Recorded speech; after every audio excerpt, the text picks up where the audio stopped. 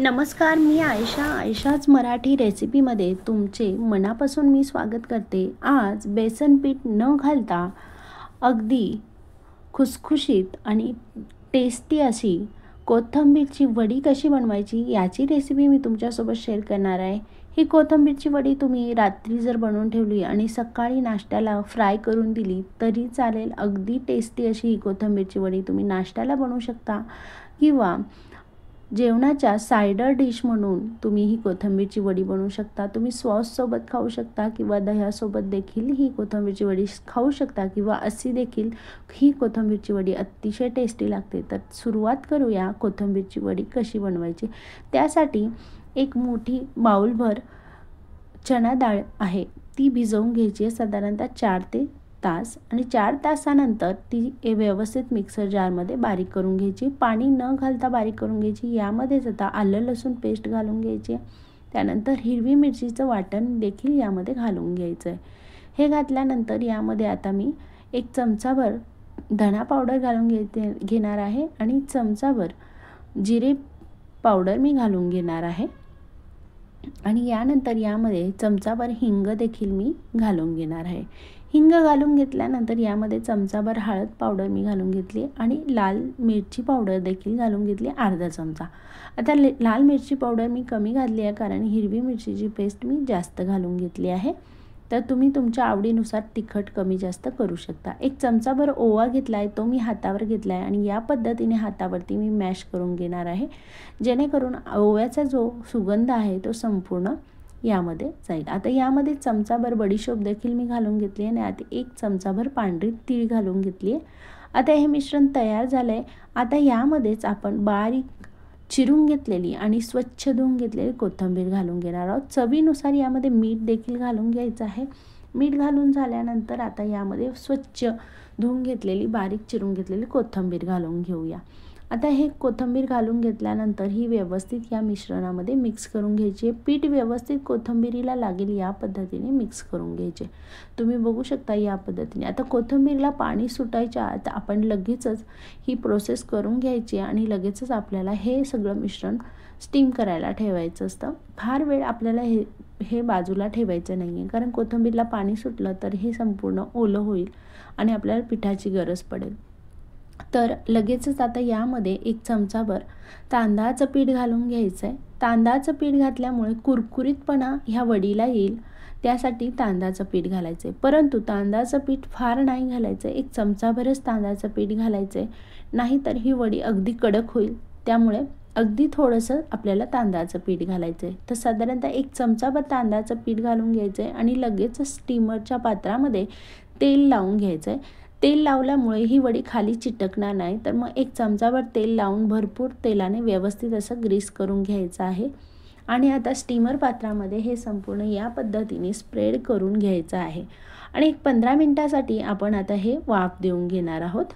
तर हे व्यवस्थित आता स्प्रेड करून घेत आहे मी आणि आता आपण लगेचच वाफ देऊन घेणार आहोत। तर 15 ते 20 मिनिटासाठी ही वडी साठी आपण वाफ देऊन घेणार आहोत। तर मी स्टीमर पात्र रेडी ठेवले आहे आणि लगेचच आता ह्याची मी वाफ देऊन घेणार आहे। तर तुम्ही बघू शकता या पद्धतीने व्यवस्थित आपण वाफ देऊन घेणार आहोत। तर या पद्धतीने आता स्टीमर पात्रामध्ये आपण हे ठेवून वाफ देऊन घेणार आहोत। तर या पद्धतीने आता लगेच स्टीमर पात्रामध्ये हे ठेवून आपण वाफ देऊन घेणार आहोत। तर साधारणतः 20 ते 15 मिनिटं आपण वाफ देऊन घ्यायची आहे। आता हे शिजलंय की नाही हे चेक करण्यासाठी चाकूच्या साहाय्याने असं प्रेस करून बघायचं। जर चाकूला काही चिटकलं नाही तर समजायचं की आपलं हे व्यवस्थित शिजवून झालं आहे।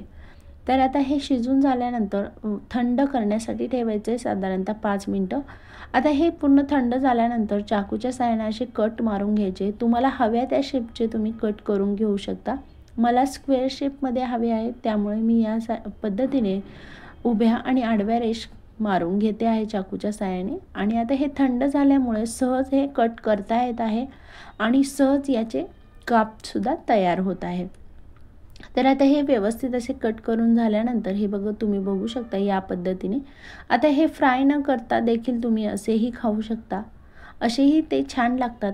तर या पद्धतीने खाली बिलकुल चिटकलं नाही आहे आणि या पद्धतीने आपले सगळे कट तयार करून झाले आहे. आता हे याची फोडणी तयार करून घेऊ शकतो आपण आणि हे असेही तुम्ही वाफवलेली वडी खाऊ शकतात. तर आता इथे फोडणीसाठी मी पॅन घेतला आहे. पॅनमध्ये आता एक साधारणतः 2 चमचे तेल घालून घ्यायचं आहे. तेल घातल्यानंतर तेल गरम झालं की यामध्ये 1 चमचाभर मोहरी आणि 1 चमचाभर जिरे घालून घ्यायचे आहे. 1 चमचाभर मोहरी आणि यानंतर 1 चमचाभर जिरे यामध्ये घालून घ्यायचे आहे. तर मोहरी छान तडतडल्यानंतर 1 चमचाभर जिरे मी यामध्ये घालून घेते. त्याचबरोबर 1 चमचाभर पांढरी तीळ घालायचे आहे. त्याचबरोबर 4 ते 5 कढीपत्त्याची पाने आणि थोडीशी बारीक चिरून घेतलेली कोथिंबीर मी घालून घेतली. आता आपली ही फोडणी तयार झाली आहे. आता आपण ज्या काही वड्या कट करून घेतल्या होत्या ते यामध्ये घालून घ्यायच्या आहे आणि ह्या व्यवस्थित अशा पॅनवरती स्प्रेड करून घ्यायच्या आहे आणि एका साईडनी व्यवस्थित त्या खुरपूस अशा मंद आचेवर भाजून घ्यायच्या आहे आणि पुन्हा दुसऱ्या साईडने ह्या चमच्याच्या साहाय्याने पलटी करून दुसऱ्या साईडने देखील अशा भाजून घ्यायच्या आहेत.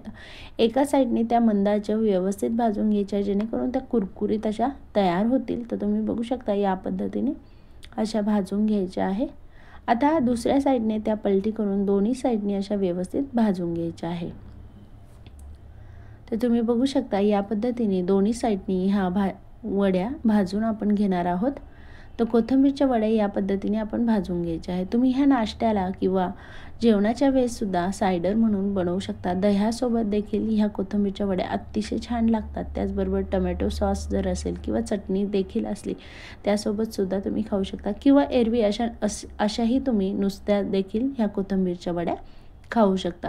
तर मंडळी तुम्हाला ही रेसिपी कशी वाटली याबद्दल मला तुम्ही नक्की कमेंट करून सांगा. आवडली असेल तर नक्की लाईक करा आणि अशाच नवीन रेसिपींसाठी चॅनलला तुम्ही नक्की सबस्क्राईब करा. बेल आयकॉनला क्लिक करा म्हणजे नवीन रेसिपीचे नोटिफिकेशन सर्वात आधी तुम्हाला मिळेल. तर पुन्हा भेटूया अशाच नवीन रेसिपीसोबत. तोपर्यंत तुम्ही स्वस्त खा आणि मस्त राहा. धन्यवाद.